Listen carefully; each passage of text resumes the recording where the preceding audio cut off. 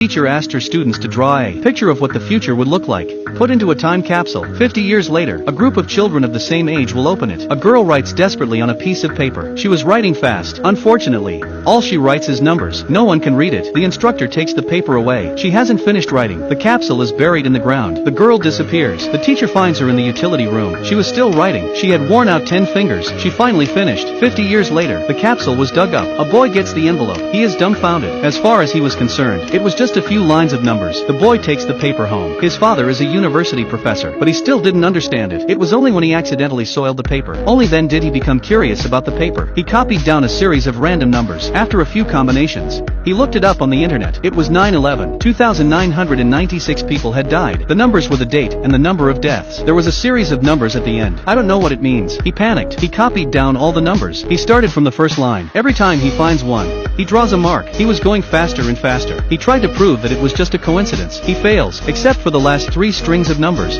The catastrophe hadn't happened yet. Surprisingly, none of them were correct. When he saw the number at the end, he finally stopped. It reads 2008-10-19, followed by a whole series of numbers. As he had previously deduced, the number was the number of deaths. This time the number was the world population. He was mad. The glass falls out of his hand. He tells his colleague about it. Who don't believe him? He says there's an accident tomorrow. 81 people will die. The colleague still didn't believe him. He had a big fight with him. He found the girl's class teacher. He wanted to know where the girl lived, because